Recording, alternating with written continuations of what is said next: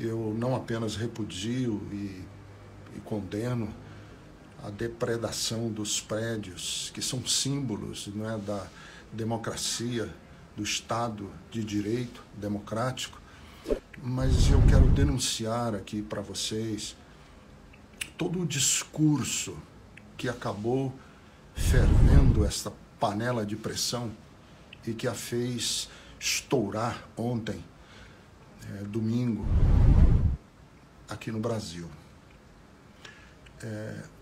Há muitos anos eu escrevi um texto cujo título foi Deus nos livre de um Brasil evangélico. E acabei de ler no Twitter que uma pessoa dizia assim: eu espero as primeiras pesquisas científicas que nos deem com precisão o percentual de evangélicos que participaram dessas demonstrações, não só em Brasília, mas pelo Brasil inteiro. Porque eu tenho quase que certeza de que esse Brasil evangélico estava majoritariamente presente nas manifestações de Brasília. Quer dizer, a grande maioria dos que estavam lá eram pessoas que vinham de uma herança religiosa. E um padre, amigo meu, falou: Ricardo, não apenas os evangélicos, uma grande parcela dos católicos também estavam lá. Então eu quero dizer para vocês que não foi apenas o que aconteceu em Brasília, mas foi a incubadora que vinha em fogo lento, aquecendo essa panela de pressão. E qual foi essa incubadora? Foi a incubadora do moralismo, esse moralismo que, entre aspas, defendia pautas a favor da pátria, da ordem, da família. Usaram argumentos falaciosos, mentirosos, de uma coisa que não existe, que eles deram o nome de ideologia de gênero. Usaram a pauta do aborto para criar pânico. Usaram a paranoia de um avanço comunista para defenderem o Brasil dessa conspiração internacional comunista. Então, tudo isso se misturou dentro e a partir do mundo evangélico. E essa capilaridade do mundo evangélico resultou nessa explosão de ânimos, nesse acirramento fanático de uma histeria coletiva. E essa histeria coletiva fanática foi, sim, incubada por um antipetismo de lideranças evangélicas que, do púlpito das igrejas, diziam que quem votasse no Lula ou quem votasse no PT seria excluído, excomungado de suas igrejas.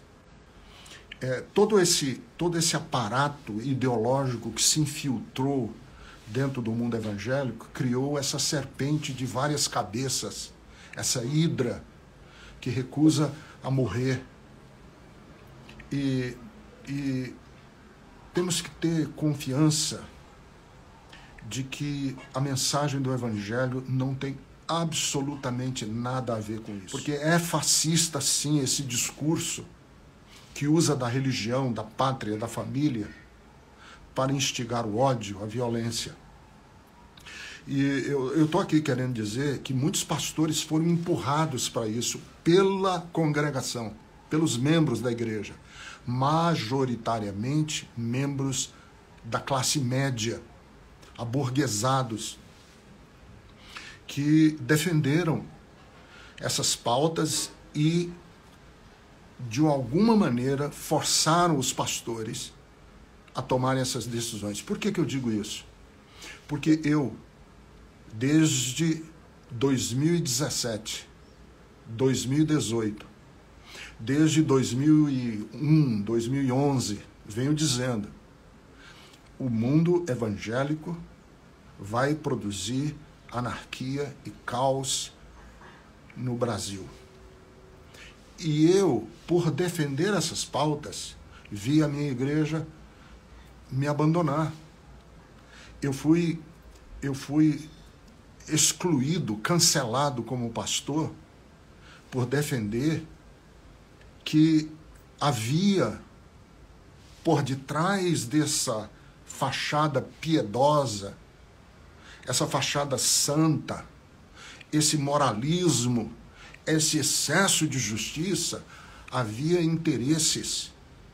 E os interesses que estavam sendo defendidos por uma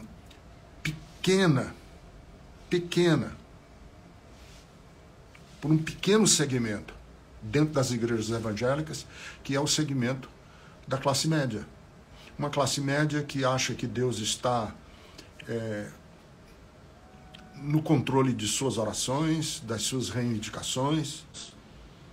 E essa pequena parcela, porque a grande maioria da igreja evangélica é pobre, é de gente da periferia. Mas essa pequena parcela da classe média conseguiu dar as cores do discurso, conseguiu fazer com que esse discurso impregnasse, inclusive, nos pobres. E eu estava observando hoje pela manhã as pessoas que foram presas em Brasília. A grande maioria não me parecia gente muito rica. Em outras palavras, os ricos usaram pobres como bucha de canhão.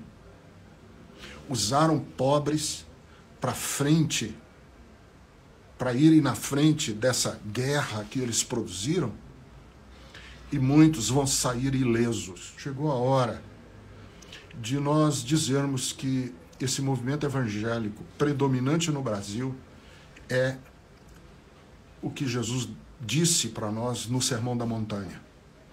É o sal que perdeu o seu sabor. E quando o sal perde o sabor, a própria palavra de Jesus diz, ele para nada mais serve, senão para ser pisado pelos homens e pelas mulheres. Há um clima hoje no mundo evangélico brasileiro que se alimenta de chavões, de bordões, de vinhetas, de textos da Bíblia tirados do contexto, para validar o quê? Para validar uma hipocrisia, um moralismo que excede a hipocrisia dos fariseus que Jesus denunciou. Chega. Eu acho que chega.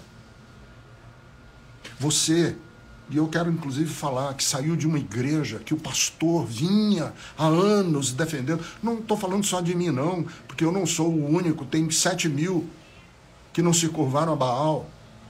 Eu estou falando, você que saiu da sua igreja, que o pastor vinha denunciando e dizendo, e você deu as costas para o seu pastor para apoiar o inominável, porque eu me recuso até a falar o nome dele, que estimulou desde a Flórida isso que está acontecendo, dos seus filhos, que estão abraçados a milícias, ao crime, ao gabinete do ódio, ao escritório do crime no Rio de Janeiro.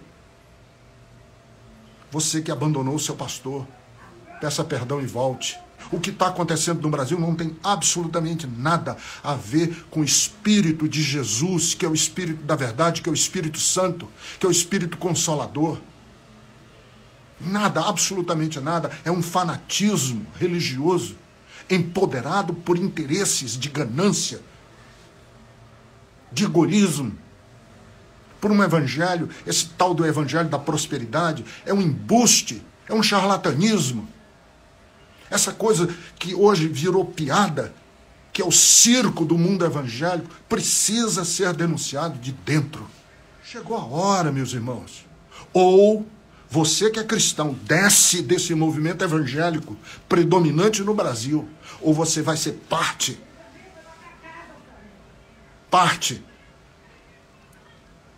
dessa apostasia dos últimos tempos, desse horror que foi feito em nome da santidade, da preservação da família, da preservação da ordem. Tudo mentira. Tudo conversa fiada. Conversa fiada dos púlpitos das igrejas, desses pastores que só estão defendendo os seus próprios interesses, andando de jatinho para cima e para baixo, se tornando bilionários. Bilionários. milionários. Chega. Chega. E vamos voltar para o espírito da gentileza, da concordância, do diálogo, do evangelho. Esse evangelho que é transformador da história, esse evangelho que é transformador da vida. Querendo dizer é que a maioria do povo evangélico não é ideologicamente promotor do que está acontecendo aí. É um grupo pequeno, mas esse grupo pequeno é detentor de informações, é detentor de influência nas redes sociais e nos grupos de WhatsApp.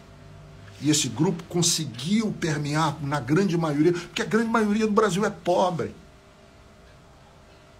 mas foi cooptado por esse discurso mentiroso, desse fascismo que usou do evangelho como capa, que usou a mensagem de Jesus para promover a violência. E vocês, por favor, podem até replicar, eu preciso que essa fala minha seja replicada e que ela vá em frente, porque nós podemos sim olhar para o futuro com esperança. Essa mudança de atitude tem que começar na igreja, porque está escrito que o juízo de Deus começa pela casa de Deus. O juízo vai começar pela casa de Deus. Deus abençoe.